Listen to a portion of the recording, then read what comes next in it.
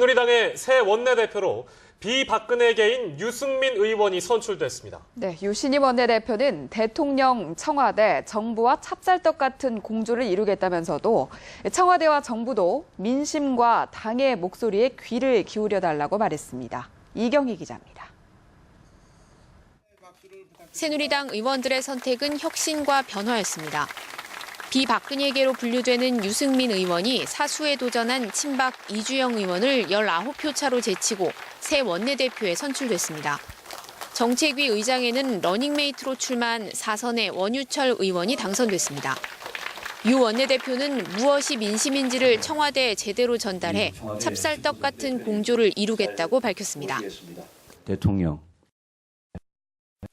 또 정부와 정말 긴밀하게 진정한 소통을 하겠습니다.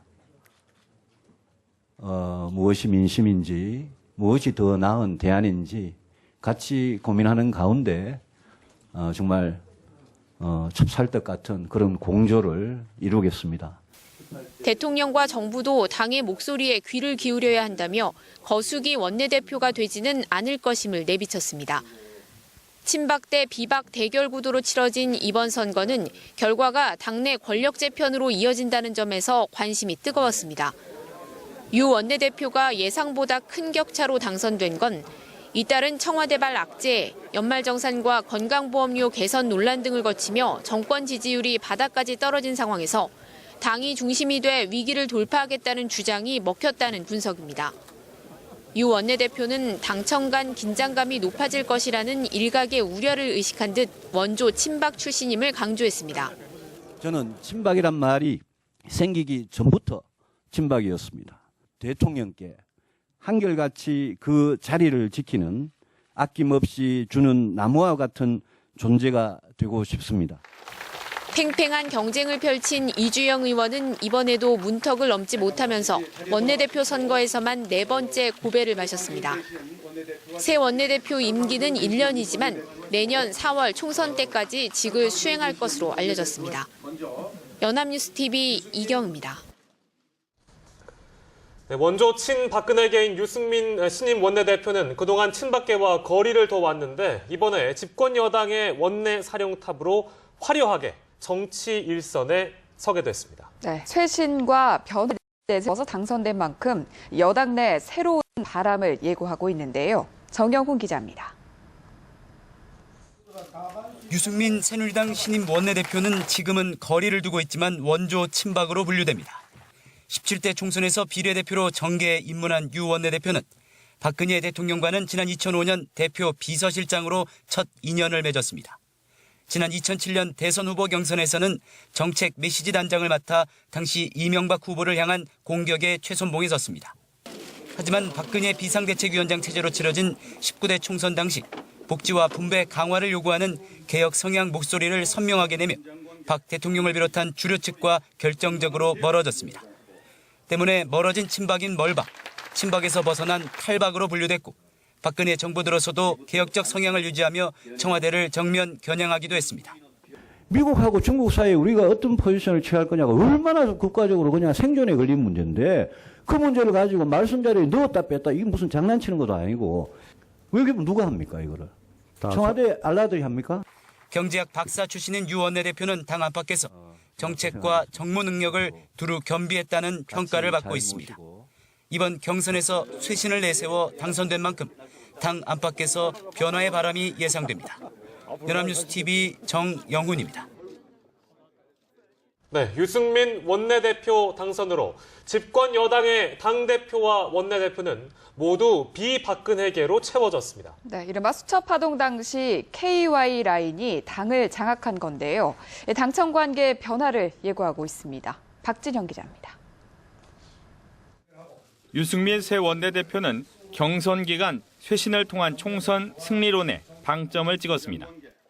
부진한 국정 지지율이 좀처럼 반전의 기회를 찾지 못한 상황에서 1년 앞으로 다가온 총선에 대한 불안감이 결과적으로 전체 4분의 3을 넘는 초재선 의원의 표심을 흔든 것으로 풀이됩니다. 경선 과정에서 당이 국정 운영의 중심이라고 목소리를 높인 유 원내대표의 당선은 먼저 당청 관계의 변화를 예고하고 있습니다. 제가 말씀드렸지만 대통령, 청와대 또 정부와 정말 긴밀하게 진정한 소통을 하겠습니다. 김무성 대표의 원내 사령탑까지 당의 투톱이 모두 비박계로 구성되면서 당장은 아니더라도 당청 간 긴장의 수위는 높아질 수밖에 없을 것으로 관측됩니다. 청와대의 기류를 대변하던 친박계의 목소리가 상대적으로 위축되면서 국정 운영의 중심추가 당으로 기울 가능성도 있습니다. 우리 대통령께서도 우리 청와대 식구들도 또 장관님들도 이제는 더 민심에 귀를 기울여 주시고 또 당의 목소리에도 귀를 기울여 주셔서 다만 유 원내대표가 경선 과정에서 스스로 영원한 친박이라며 당정청 가교 역할을 강조함에 따라 최소한 허니문 기간을 유지할 것으로 보는 시각도 있습니다. 대야 관계는 유 원내대표가 평소 소통을 강조해왔다는 점에서 전임 이완구 원내대표의 대화 기조를 이어받을 것으로 보입니다. 새정치연합 박완주 원내대변인은 유 원내대표가 야당을 국정의 파트너로 대해줄 것으로 확신한다고 말했습니다. 연합뉴스TV 박진영입니다.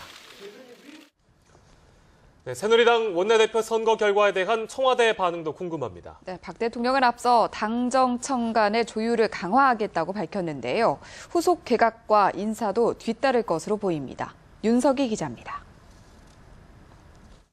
청와대는 새누리당 원내대표 선거 결과에 아직 공식적인 입장을 내지는 않았습니다. 그러면서도 선거 결과 비박계로 분류되는 유승민 의원이 당선하면서 여파에 촉각을 세우는 모습입니다. 특히 집권 3년차 성과가 절실한 가운데 박 대통령의 지지율을 끌어올려야 하는 청와대로서는 당청 관계에 한층 공을 들여야 하는 상황을 맞게 됐습니다. 또 경제 분야 전략통인 유승민 원내대표가 경제정책이나 복지, 증세 문제 등에서 독자적인 목소리를 낼 경우 마찰을 우려하는 분위기도 감지됩니다. 다만 박근혜 대통령이 어제 청와대와 내각의 정책조정협의회를 계기로 당정청 간 정책 조율을 강화하기로 한 만큼 갈등 표출은 없을 것이란 분석도 나오고 있습니다. 새누리당 원내대표 경선이 마무리되면서 부처 개각과 정무특보단 인선 등 청와대 후속 인사가 급물살을 탈 것으로 보입니다. 청와대는 그동안 개각과 후속 인선을 위해 인사 검증을 진행해왔으나 원내대표 경선에 영향을 줄 수 있다는 점을 고려해 발표를 늦춰왔습니다. 무엇보다 비박계 인사가 원내대표가 되면서 당청 간 소통 역할을 담당하게 될 정무특보단 구성에 관심이 쏠립니다. 새누리당 김태환, 윤상현 의원을 비롯해 정진석, 이성헌 전 의원 등 거론되는 친박계 인사를 그대로 기용할지가 특히 주목됩니다. 여권 내에서는 청와대 조직 개편의 마지막 작업이라 할 수 있는 정무특보단 발표가 이뤄지면 김기춘 대통령 비서실장도 물러날 것이란 관측도 나옵니다. 청와대는 아울러 공석인 해양수산부 장관을 포함한 두세 개 부처의 개각도 조만간 단행할 것으로 보입니다. 연합뉴스TV 윤석입니다. 새정치연합은 새누리당 원내대표 경선에서 유승민 의원이 당선된 것을 두고 박근혜 대통령의 불통과 독단에 경고음을 울린 것이라고 평가했습니다. 유기홍 수석 대변인은 국회 브리핑에서 당선을 진심으로 축하한다며 이같이 말했습니다. 유 수석 대변인은 유 원내대표는 대통령께 할 말을 확실히 하겠다고 밝힌 바 있다며 박근혜 정부의 실정을 바로잡는 국회를 만드는 데 적극 협조하겠다고 강조했습니다. 새누리당 유승민 신임 원내대표와 새정치연합 우윤근 원내대표는 내일 오전 국회에서 유 원내대표 취임 이후 첫 주례 회동을 하고 2월 임시국회 원내 현안을 논의합니다.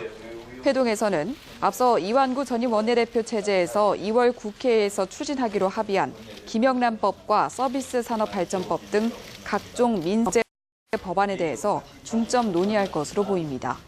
또 이완구 국무총리 후보자 인사청문회와 이명박 전 대통령의 증인 채택 여부를 둘러싸고 난항이 계속되는 자원외교 국정조사 문제 등도 의제로 다뤄질 전망입니다.